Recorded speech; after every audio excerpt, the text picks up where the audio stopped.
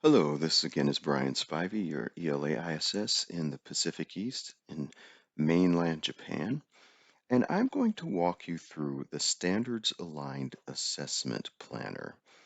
Now, this document has two parts. The first part explains how to use it, and the second part down here is a graphic organizer. You can see I put some samples in there. This is a graphic organizer that's going to enable you to look at your priority standards, learning targets that you will generate, and then how and when you will assess each standard.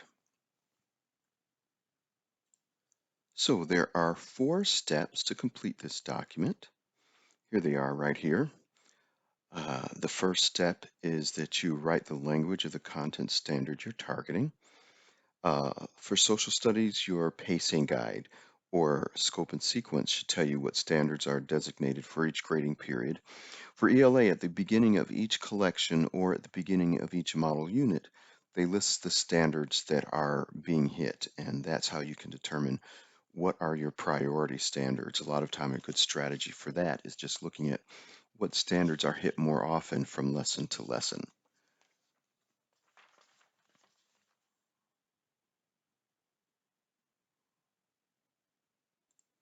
So the second step is to deconstruct the standard or your content specifications to create your learning targets. Um, so this is different. I know that a lot of you have deconstructed or unpacked standards in the past using the verbs, which are the activities, the context, which are the nouns and the important descriptors.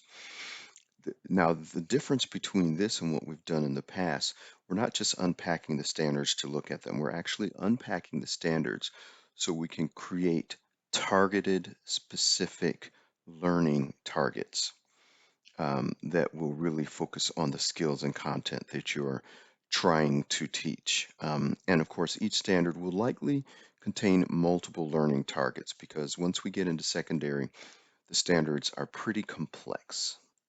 So as I stated, the process for doing this is you select the verbs, which tell you what students should do. Then you select the nouns and the important descriptors, which uh, provide the context. And like I said, each standard will have multiple learning targets. The next step, step 3, is to determine how you will assess the standard that you've targeted. Um, Now, you want to use a combination of brief formative assessments and a more summative type assessment once you have reached the end of the standard, the skills or the content knowledge in the standards. Some of these assessments may come from your curriculum, it may be, or else it may be outside resources that are approved by DODEA.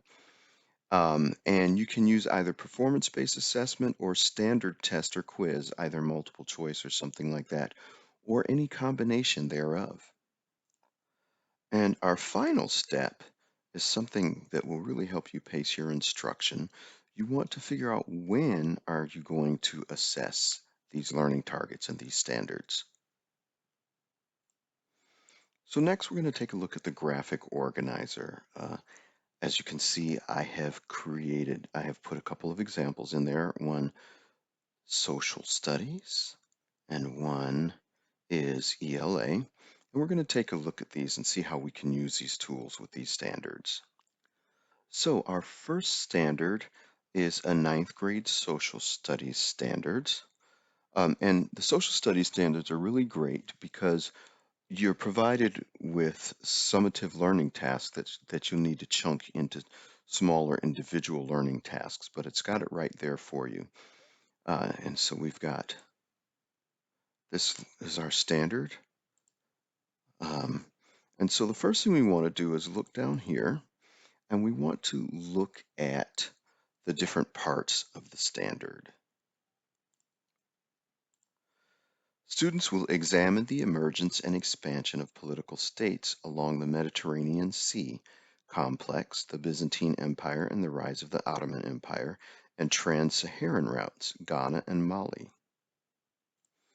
So the first thing we're going to do is look at the key verbs. Now, this standard only has one verb, examine.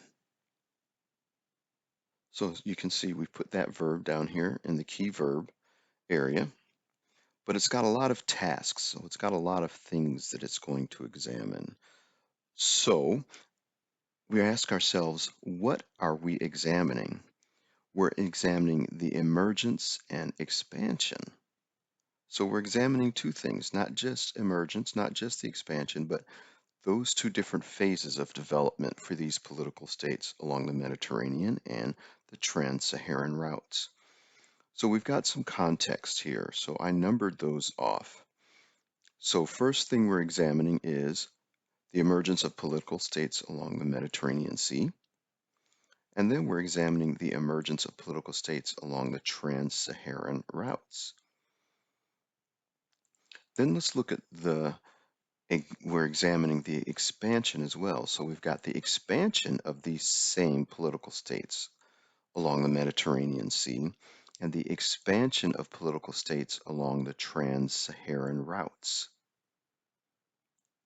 So these different emergence and expansion are very important because they suggest a progression of learning that the students have to explore. So next we put our key verbs and our context together in our learning targets column. So there are different formats that your learning targets can take. Some people prefer to use the term I can. Some go with the standards language and say students will. What's important to you is that you use something that works for you and your students. That's really what is key. So you can see here we've got 4 learning targets, one for each verb and context that have been merged together. Now, you as a teacher may say, well, I want to teach these in a different order. That is your judgment as a professional educator for the best order, the best flow of knowledge that you want to create.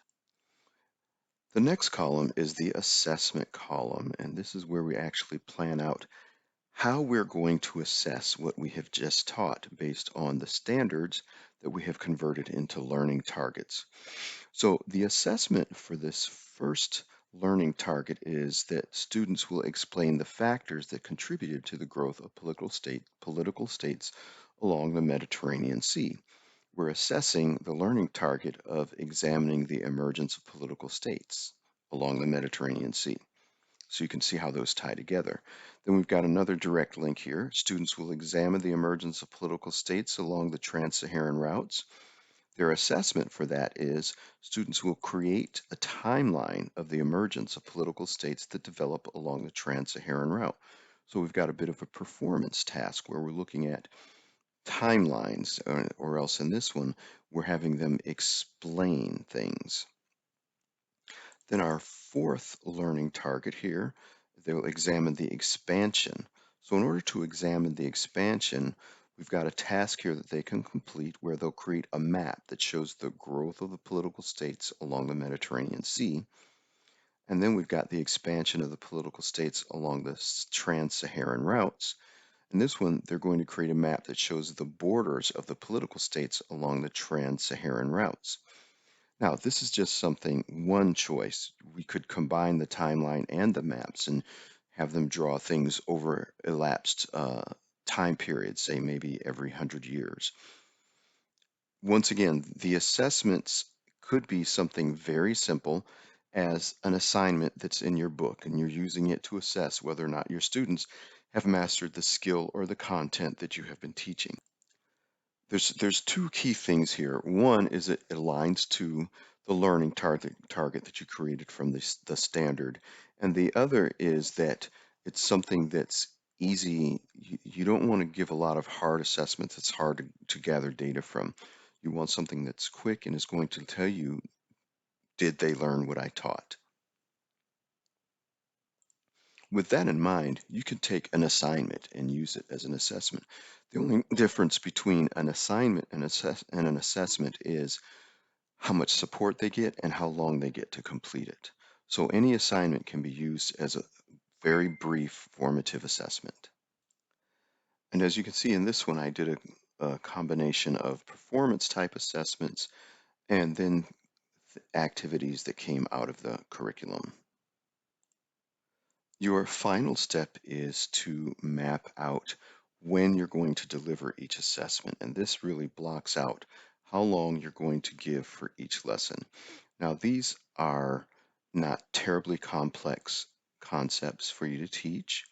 So in the pacing guide, which this comes from, you're told when you need to hit each of these standards. So your pacing guide tells you when you should be assessing them. So that was our social studies standard. Next, we have an ELA standard. I chose a grade 8 standard. Compare and contrast the structure of two or more texts and analyze how the differing structure of each text contributes to its meaning and style. And the two texts that I'm going to be comparing for this lesson is Little Women and Gift of the Magi. As you can see, this standard has more verbs than our social studies standard, which just had the word examine. So let's look at what actions the students will be completing. You've got compare and contrast. Now, these are two different processes, even though they're blended together. So you've got compare, you've got contrast, but you also have a second part of the standards. All the ELA standards have at least two parts. Once you have compared and contrast the texts, you're going to analyze how the differing structure of each contributes to its meaning and style. So you've got three verbs in this standard. So the next thing we're going to do is look at the context, this column right here. So let's take a look at the context for this standard. So we've got the verbs compare, contrast, and analyze. So first of all, what are they comparing and contrast? They're looking at the structure of two or more texts. So we include that here, the structure of two or more texts for compare and contrast. And then what are they analyzing? How the structure of each text contributes to its meaning and style. So now we can take at the learning targets that we can create by merging these verbs together. Now, first of all, I want to take a step back here. You'll see that I've added something that is not in the standard. I have added the verb identify if we look at these first two learning targets. The reason I did this is because identifying is a prerequisite skill for comparing and contrasting. And I may not have taught this. If I haven't taught this already, then I don't know if my students know how to identify text structures and specifically in this one, narratives text structures. So I'm going to go ahead and include that in my lesson to make sure that they have that background knowledge and that they have that skill. Because if they can't identify the text structure, they can't compare and contrast them. So this is just a reminder to you that at times, if you have a complex verb that requires some sort of background information or some sort of fundamental skill, you may want to teach that fundamental skill before you get to the language of the standard. So let's get back on track here. So once I have laid my foundation that the students will need in order to do their comparison and contrast, so let's take a look at the learning targets that are based on the language of the standard. So students will compare, which means find the similarities between, and I put that in there especially for students because we want to make sure they know the difference between comparing and contrasting. The structure of Little Women with the structure of the Gift of the Magi. So combining what the skills that they learned in here with the comparing, and then you have the same thing here for contrasting, looking at the differences.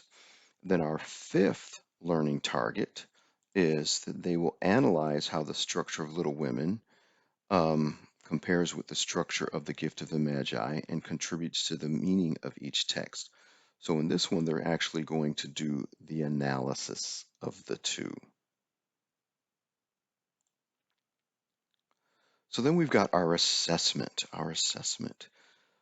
So our assessment, once again, for this is just going to be some very quick formative assignments. So the students will determine how the plot of Little Women is structured based on some common models that I will provide during the instruction. And so our second learning target we're going to assess will determine how the plot of The Gift of the Magi is structured based on some common models. And then I've got 3 and 4 together. I'm going to assess them together in one tool. Students will use a Top Hat organizer. It's a graphic organizer, part of our Core 6 strategies, to identify and explain the similarities and differences between the plot structures of Little Women and Gift of the Magi. So these are together because we're really assessing both learning targets in one tool. And then, of course, they're going to write a 2 to 3 paragraph assignment that explains how the plot structures of Gift of the Magi and Little Women help make each text effective. So most of these assessments are formative assessments, and this is more a summative assessment for the standard. And these ones again are assignments that I pulled from the lesson. And then we've just got our dates here for when I'm going to assign these things. And once again, these dates are not set in stone. They are there to help guide your instruction. Chances are you will have to make some adjustments. So that is our tool, and that's how you can use it to identify the priority standards you're teaching, uh, turn them into learning targets, and then figure out how you're going to assess each learning target and thus assess each standard and when you're going to do it. I hope this is helpful to you. And